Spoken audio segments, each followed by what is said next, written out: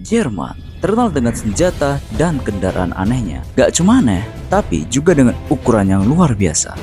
Di sini kita akan membahas salah satu senjata terbesar yang pernah diciptakan oleh Jerman.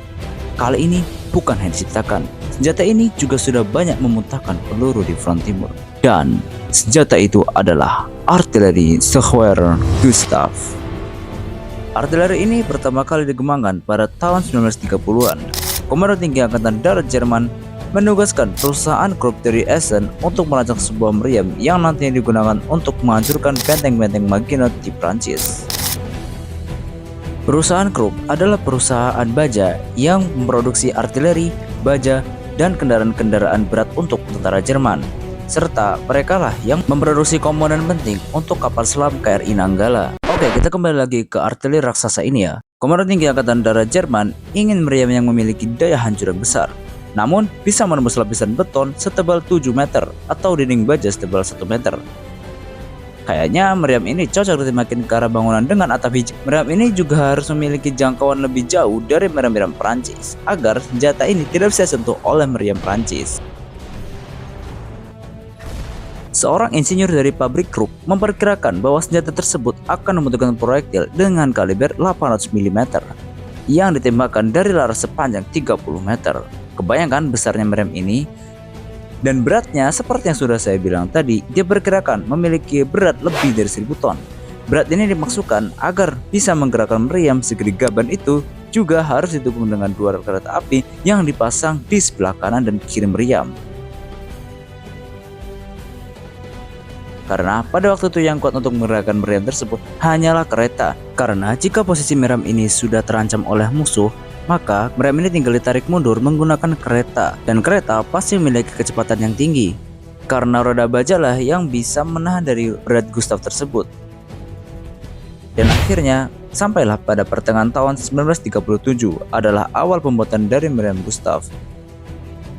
Sampai pada akhir tahun 1939, Krupp berhasil membuat sebuah rupa-rupa dari Gustav dan dikirim ke Hillersleben untuk pengujian. Dalam pertempuran, meriam ini dipasang pada bogi yang dirancang khusus, didukung oleh 8 bogi di 2 rel kereta api.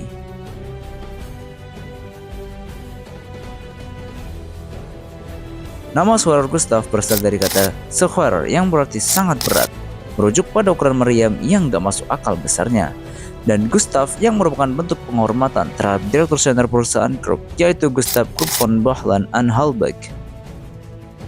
Yang menamai meriam tersebut adalah anak dari Gustav sendiri, yaitu Alfred Krupp von Bohlen-Anhalt-Beck. Ada 3 jenis peluru yang bisa digunakan pada meriam Gustav ini. Yang pertama ada Hex Explosion. Meriam ini berfungsi untuk menghancurkan barisan musuh dengan serpihan baja yang bisa membunuh prajurit pada jangkauan dekat. Dan kedua ada Armor Piercing. Peluru ini digunakan untuk menembus bunker-bunker musuh. Dan yang ketiga ada peluru roket. Peluru roket ini ingin digunakan oleh Jerman untuk menembak proyektil dengan jarak yang sangat jauh, karena peluru ini memiliki pendorong roket di belakangnya. Namun sayangnya peluru roket ini tidak bisa terwujud karena meriamnya harus dihancurkan agar tidak jatuh ke tentara merah Soviet. Dan jarak untuk meriam ini bisa mencapai 47 km. Ini setara dari Monas ke Bogor. Dan untuk penggunaan peluru penembus beton seperti Armor Piercing, jaraknya berkurang antara 37 hingga 39 km. Krupp memiliki tradisi unik, yaitu tidak meminta bayaran untuk produksi senjata pertama. Wah, baik banget ya Krupp ya, nggak kayak pejabat gitu. Tapi ketika pembuatan meriam kedua yang dinamai Dora, maksud saya bukan Dora yang ini ya, Krupp menagih 7 juta Reichsmark, sekitar 24 juta USD pada tahun 2015. Jerman melibatkan 1420 hingga 2500 orang, termasuk insinyur, tentara, dan penjaga, hanya untuk menyiapkan lokasi dan merakit meriam di atas jalur ganda paralel yang telah dibangun sebelumnya. Dengan membawa potongan satu persatu, mereka merakitnya di sana agar meriam tersebut mudah untuk dimobilisasi. Sejarah dalam penggunaan meriam ini, terdapat 2 meriam yang sudah pernah memuntahkan peluru untuk menghancurkan garis pertahanan lawan. Meriam pertama bernama Schuer Gustav, dikirim ke Crimea, dan saat terjadi pengepungan Sevastopol. Dan saudaranya Dora dikirim ke Stalingrad. Jumlah peluru yang pernah dimuntahkan oleh Gustav mencapai kurang lebih 297. Dan jumlah peluru tersebut adalah 250 butir saat uji coba dan 47 saat operasi militer di Sevastopol.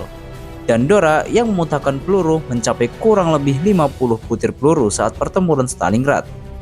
Total meriam yang pernah ditembakkan oleh kedua meriam tersebut mencapai 95 sampai 100 butir dari tanggal 5 Juni 1942 sampai 4 Juli 1942. Sangat kasihan sekali meriam ini ya, memiliki usia yang pendek dan dihancurkan sendiri oleh pihak Jerman saat menjelang akhir perang pada bulan April 1945 agar meriam ini tersebut tidak jatuh ke tangan Uni Soviet. Gustav memang sudah tidak lagi eksis di era di mana banyak senjata-senjata yang lebih mengutamakan efisiensi dan daya hancur yang tinggi. Sangat gak cocok kan untuk Gustav yang memiliki bobot dan ukuran yang jumbo, yang mana membutuhkan waktu untuk pembuatan dan mobilitasnya, sehingga senjata ini ditinggalkan. Dan jika kalian tertarik mempelajari dan ingin melihat lebih dekat bagaimana bentuk Gustav, kalian bisa mengunjungi Museum Sejarah Militer Bundeswehr di Dresden, ya agak susah sih namanya, di Jerman. Terima kasih yang udah mau nonton di channel kecil saya, support terus dan sampai jumpa di video selanjutnya.